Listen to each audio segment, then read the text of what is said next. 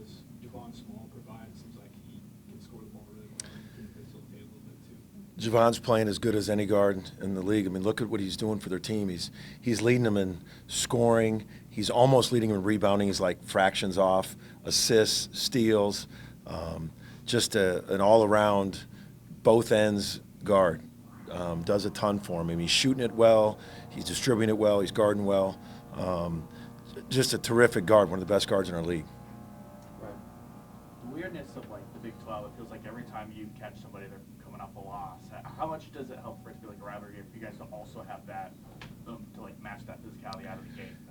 I think they're playing really well. I mean, I've watched them on tape. I mean, the physicality, the way Houston plays, and I thought they just matched it right back. And just for us, it's we know it's a big game. Every game is. I mean, we don't look at it like how we're catching people, like you just asked if it was catching people off a loss. I mean, that could happen all the time in this league. I mean, you're trying to go on one-game win streaks in this league. One game at a time, one-game win streaks. We know they're going to be super physical. We just got a lot of respect for them, and we just know they're going to be coming in here really physical. James? Porter, they've won 2 straight games, and so they're playing, or 2 out of the last 3 straight games. Right. So they're playing some of their best basketball coming in, but they don't have their best player, but yet they seem to have rallied and playing better. So how do you view their team as a whole? I think they got great pieces. I mean, their guards. I mean, Michael Wright is just so physical. We saw him last year a lot. Javon, and then I think Brandon inside, he's playing as good as one of the top freshmen in our league, one of the premier big men in the country. But in our league, he's done really well. But I think they got some other pieces. I mean, guys that are just really playing. Hicklin comes off the bench; he can really shoot it. Connor Dow is really tough. He's getting a lot of minutes. So, Keon Williams, we just know him. He's just really physical, high energy, rebound, athletic. So. I think they're moving the ball. I mean, they move and space the ball is good. They keep playing offense. They continue after the play, as good as anybody. The ball's moving, really well. Javon and Wright get that ball moving. They're veterans, stronger guys. You're coming off a great game defensively. Can you do that again? Can you keep that going? That's what we owe. We're all looking for consistency, and this league makes you. This league. It's easy to talk about consistency, but this league makes that challenge hard to be consistent because there's so many obstacles to being consistent. So, we obviously we're better when we're stacking our defensive efforts, and that's what we hope to do. That's what our guys, when you play like that defensively, you ask why would you do it any other way, but sometimes the opponent has something to do with it. Going off of that, since you have been up and down during the last couple of weeks, have you found maybe something you think is the key to be more consistent, something that you can bring during practice to let you know that, okay, we're going to be able to stack this more?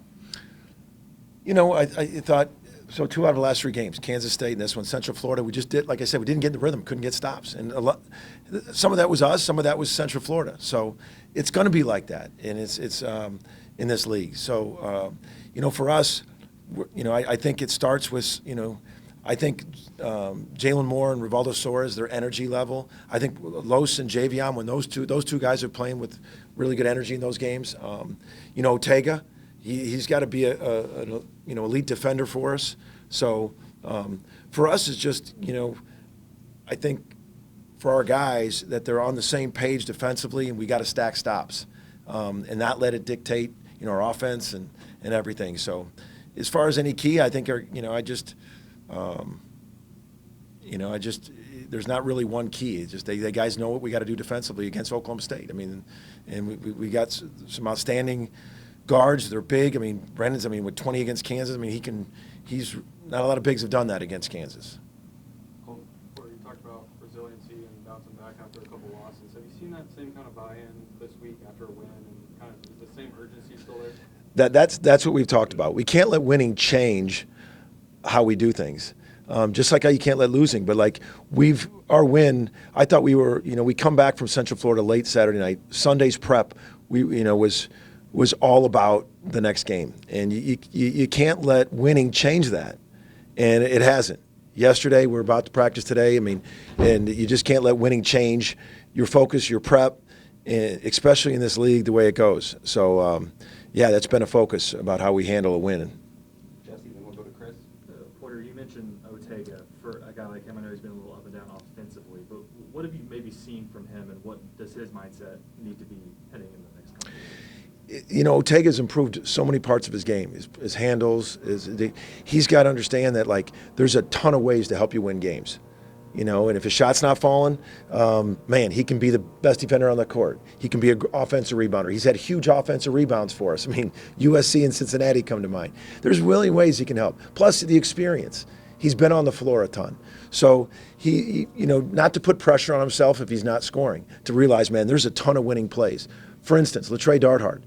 I think Latrey made one basket. But when you break down that last 10 minutes of that BYU game, Latrey made like 4 or 5 huge plays. Huge 50-50 balls. He went up against their 6'11" kid and came down with a 50-50 ball. Just intangible winning plays. That's what we guys got to have. I feel like we're deep. I think we're balanced. So there's going to be nights when one other guy has more points. We just got to stay focused and energetic about winning plays. Chris?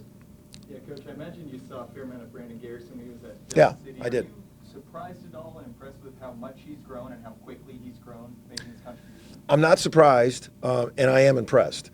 I think they've done a great job with him, skill development-wise. I think he's gotten stronger. You can just see his shoulders down there, and that's what the joy of that he can do is freshmen play through mistakes.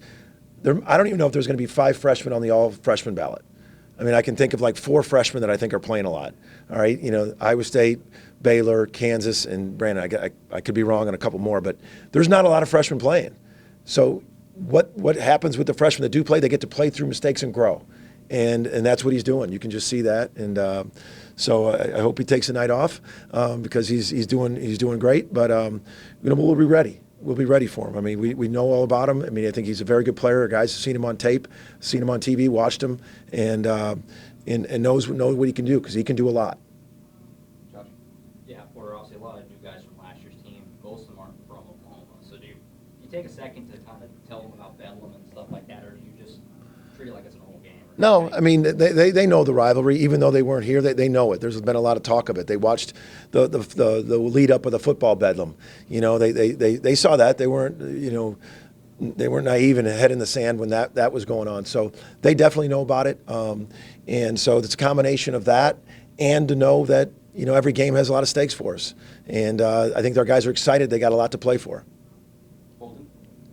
Yeah, Porter, I think yesterday Mike Boynton said that you and him have talked a little bit about trying to keep this game going in future years. He said it's probably unlikely for next year, but is this a game you want to keep going? Yeah, we've talked to Mike. I think why not? I mean, like it's been a lot to the state, and it's been a rivalry. You know, there'll be a lot of things semantic-wise to go, you know, can it get done? But why not for the future? Why? I think it's something I'm not against. I don't think he's against. It's just figuring it out. I think that's going to be the biggest key is that. But it's been a meaningful thing for the state in all sports. So I don't know why not. And then just the way the Texas game went earlier this year and Bedlam last year, do you feel any added pressure just to get a win here at home against This win is about this Big 12 conference race, and that's being honest. We know it's a lot of stakes for it. That's where we want to be. We're in a position that every game has a lot of meaning for us, and we want to stack wins. We had a great win the other night. We want to, you know, obviously both teams are going to come in here playing their tails off, and that's our focus. This race, the Big 12 conference race, stacking wins, and that's what's been talked about in our locker room. Back right. You guys will be celebrating Toby Keith tomorrow. What does that mean to you, and what does that mean to the rest of your team? It means a lot. I mean, I obviously the BYU game was fresh off the day we lost them, and a lot of emotions gone through, and now it's been a couple days, and still those emotions are, you know, it's awesome to see the whole world reflecting, from celebrities in all areas. You know, whether it's the music industry, whether it's media, you know, seeing media celebrities with their talk shows do things, whether it's the military, whether it's all the charities that he's done with. of the amount of different areas of outreach that are celebrating his life. That is a legacy, and we'll be celebrating that tomorrow here at the arena as well. And as far as I'm concerned, I'll be celebrating that legacy a long time, not just tomorrow.